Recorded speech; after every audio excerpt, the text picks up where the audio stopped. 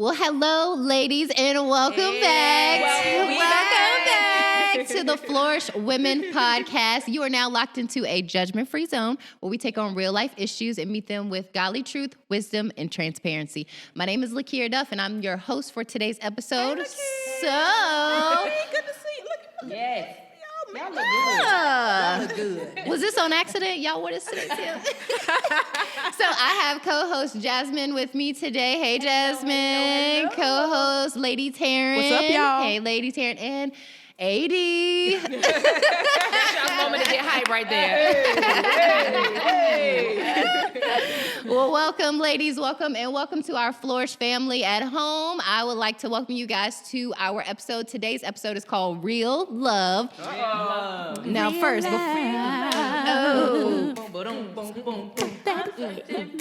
Sorry, guys. Y'all know we have to sing. I'm gonna bring it back. Sorry, guys.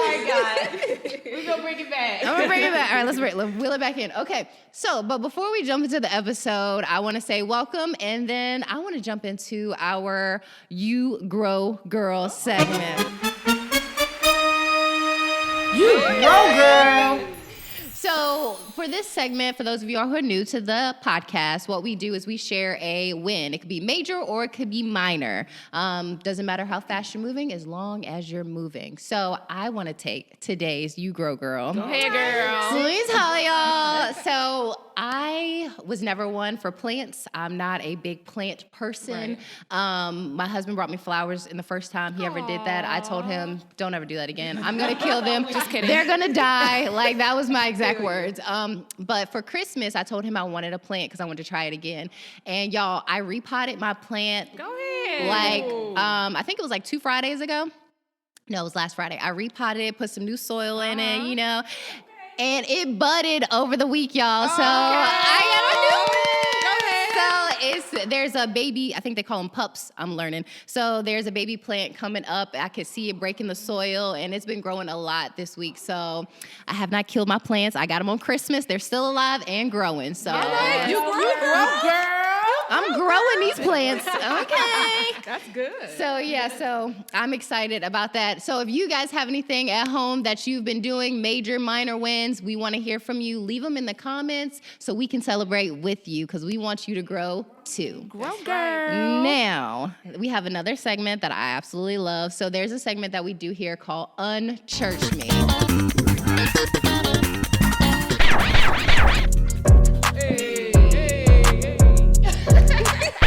Unchurch me. So for this segment, for those of you who are new, just really briefly, this is a segment where we talk about maybe what people would call church culture or the norm, some things that you would see in a lot of churches, and we just like to give another perspective on it. So AD gives us a topic, and we just talk about it. So AD, What's our topic? So I have a question, guys. Okay. Have y'all ever been in church and y'all seen somebody dipping out the side aisle or the middle aisle with that finger up? Finger. And look, they start walking like this.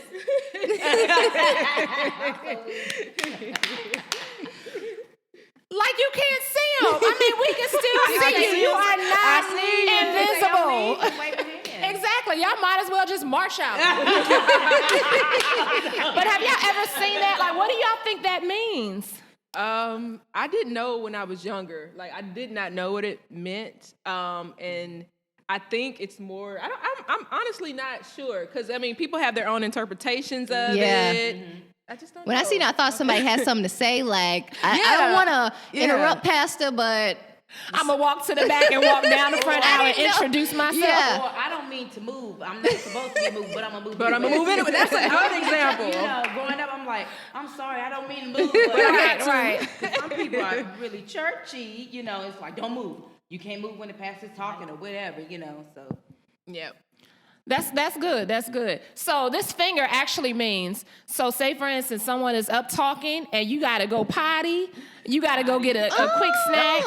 This is an emergency situation. A quick snack is not an emergency. For me, that's an emergency. The preacher talking too long. You I must need to be get like my 2 donut hours. and quick. You hear You must me? be 2 hours. So I'm going to put that finger up and we out real quick. And I'm going to walk like, No, but it's just a matter of showing respect to the person who has the mic and just to say, excuse me, I'll be back in one brief moment. So this is what that one finger is for. Hopefully I'll be back. So what if you hold up 5 fingers? If you hold up 5 fingers, you might as well just stay put. Wherever you're going, it's more important than this word right now. I ain't coming back. But let me remind you, see you later.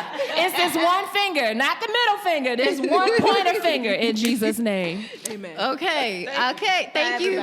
Thank you, Yes. AD. Thank you for that, because I honestly did not know what that meant. So thank you. All right, y'all. So let's jump into it. So get on back over.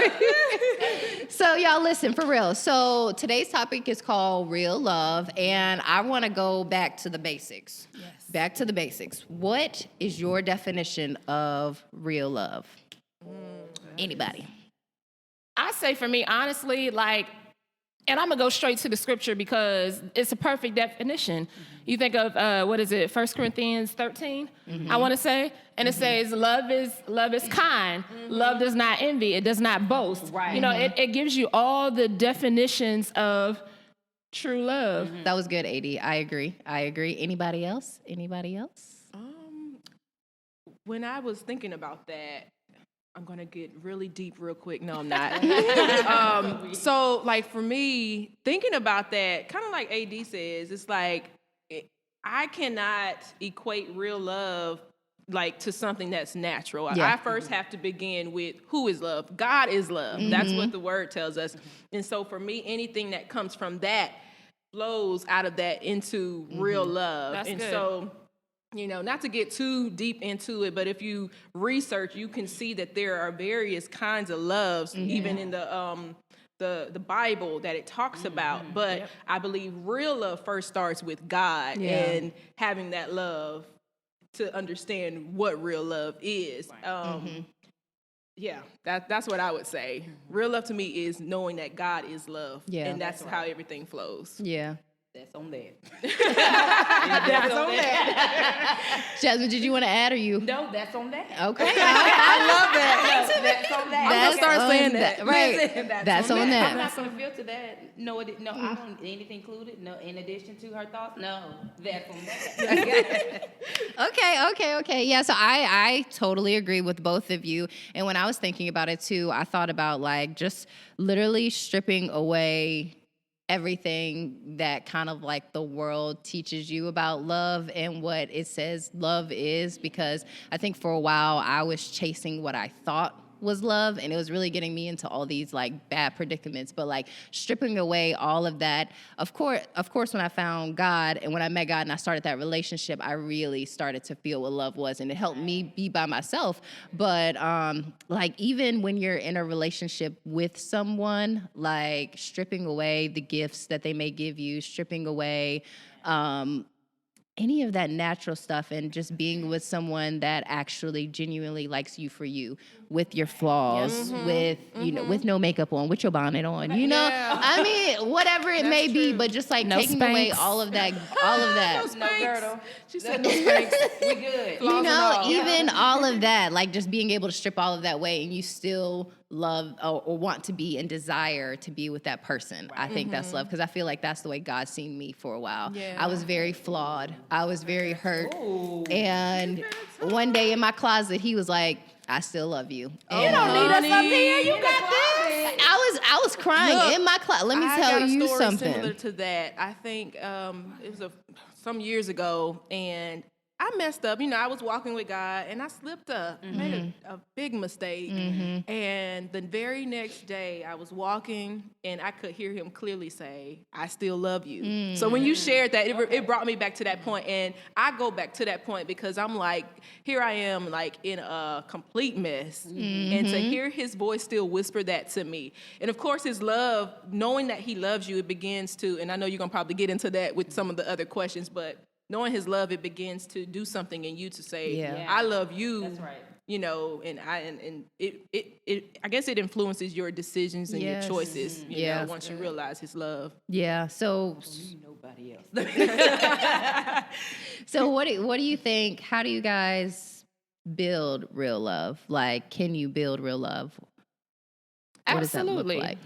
I feel like it has to be, well, for me, it has to be monumental levels of trust. So for me, like, it's certain seasons, not the seasons of winter, spring, summer. I'm talking about the seasons of good times, of bad times, of the ugly, of the pretty, of the ups, the downs, all of those things I have to experience with this person. Yeah. And I have to see, you know, the level of commitment and trust through that, because anybody could, you know, be all smile and glamour when everything is going good and it's a rainbow outside. But what happens when it starts pouring down raining and it's a hurricane? Are you gonna give me the same treatment, the same smile? You stand the rain. Okay, thank you. That's for everybody. Here she go again. Digga. I said, fick it.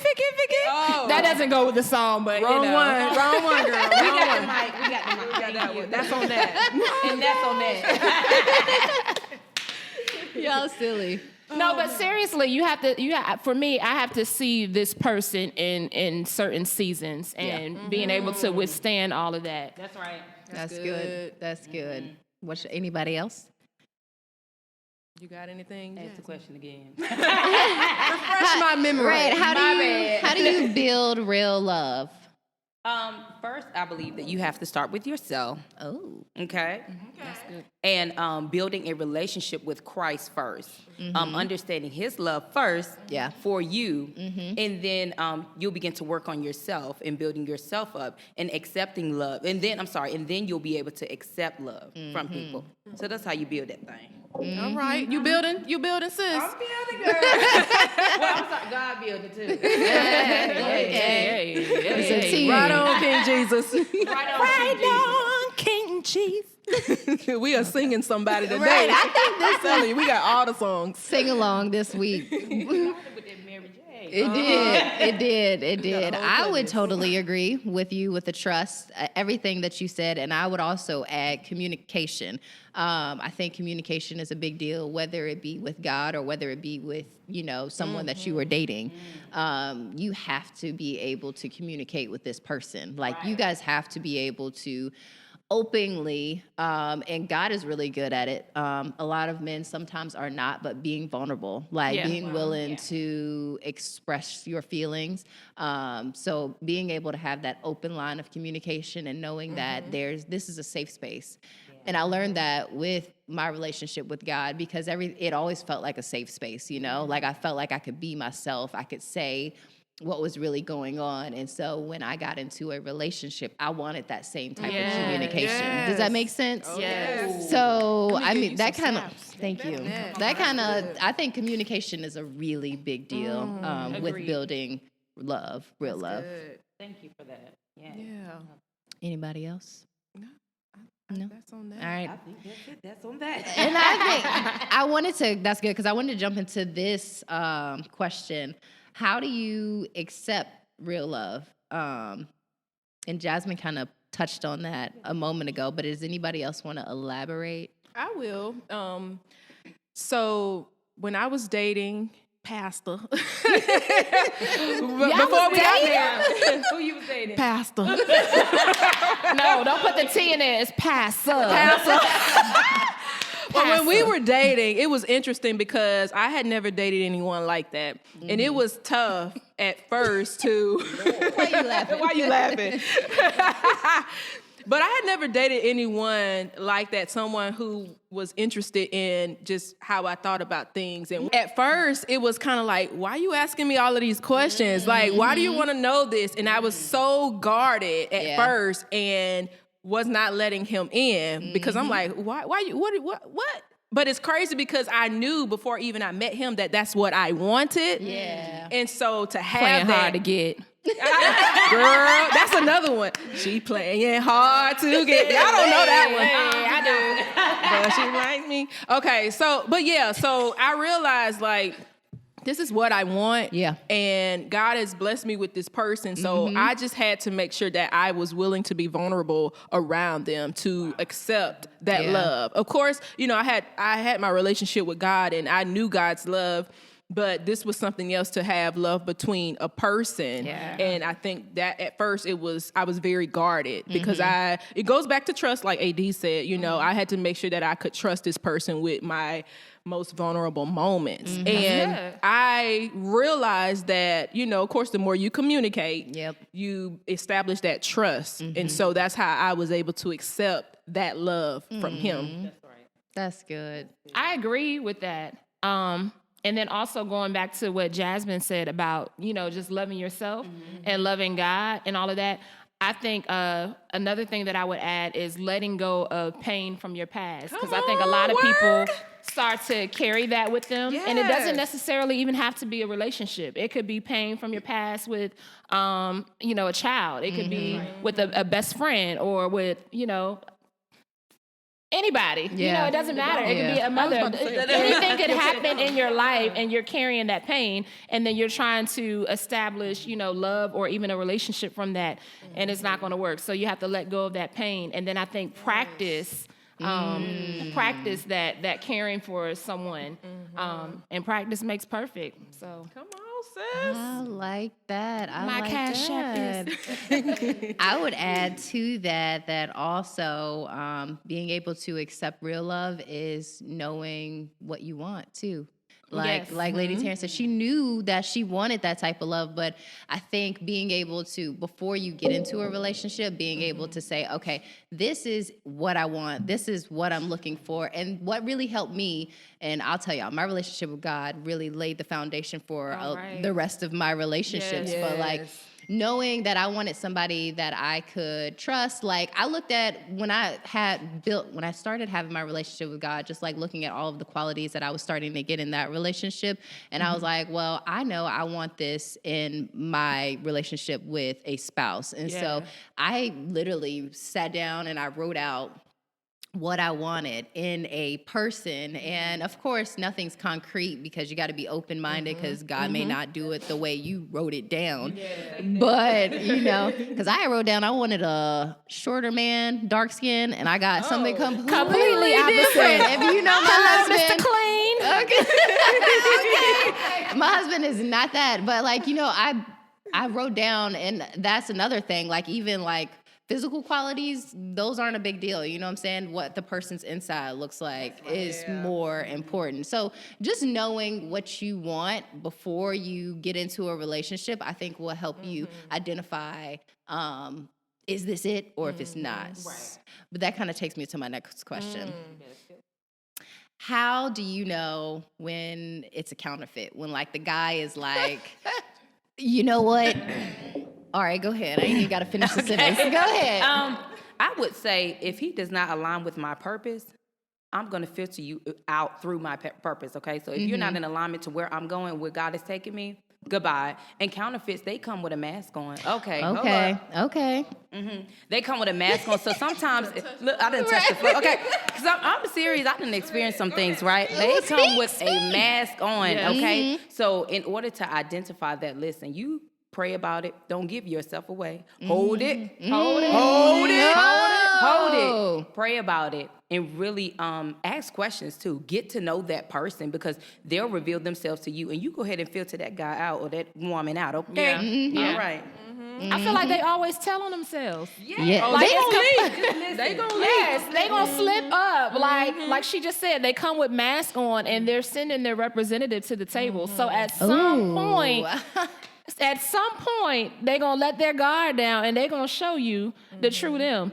And what does that quote say? When somebody shows you, you better believe it. Yes. I'm telling you. You can't put up a facade but for so long. Exactly. Like, Exactly. you can't keep that up. People can't keep that up. That's a good point. Yeah. You better hold it, girl. I'm gonna just add one more thing to Go that because I ahead. think they said that so perfectly. Yeah. I would say if you're looking at the word, and of course knowing 1 Corinthians 13, it talks about love. It talks about what love is. And one thing that you know, a wise man told me was like, if you look at that list, What you about to say? But if you look at that list, it tells you what love is, but it also will tell you what love is not. Yes. And so go to your word. Find out what love is. And if you're not being treated that way, I got to pull it up. Let me just Go ahead. Love is patient and kind. If you know this person is not displaying patience and kindness Yes. towards you, Yes. you know, you Yep. might want to check that. You might want to like pray about that a little bit more. Not to Yep. say that people cannot grow from where they are. Yeah. But Yeah. if you know that, you know, I would just say use it as a checklist, pretty much. You know, I don't want to discount the work that God may be doing in their life, but you should see some fruit. Hello. You know, you should be able to see some fruit from that person's life, and that will be a great indication of if you need to keep moving forward or stay there. So I like that. I'm glad that you pulled that scripture out because I start jotting some things down. So I'm just going to kind of read from this because I think it really helped me. And I think it will help a lot of people when they start thinking about, you know, go ahead, is girl. this it or is this the counterfeit, right? Okay. So Tell us. like I just said, they always telling themselves. And then true love is hopeful. The fake love, it gives up easily, right? True love acts with passion, excitement, and energy, and it always wants the best for you. It's not afraid to, you know, I feel like true love doesn't mind letting you down. True love is nonchalant. You know, if you fail at something, they're fine with it. True love is going to want to pick you up, and like you talked about with purpose, they're going to push you into your purpose, and you're going to know when it's right. So, That's good. yeah. Push you to your purpose. Yeah. You better say that. That's good. I like that. Okay. Better go to that. Right. Does anybody have any other songs they would like to add to our? What a mighty God we serve.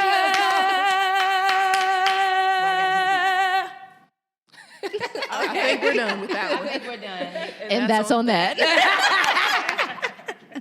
Okay. Before we close out today, we do have one more segment that we'd like to add, and this is called our Selah moment. And so this is just us taking a second to go back to the word, to really break it down and to give you some more perspective of the word. So I am going to pass it over to Jasmine. Ficky, Jazzy Fizzle. Oh, sorry, guys.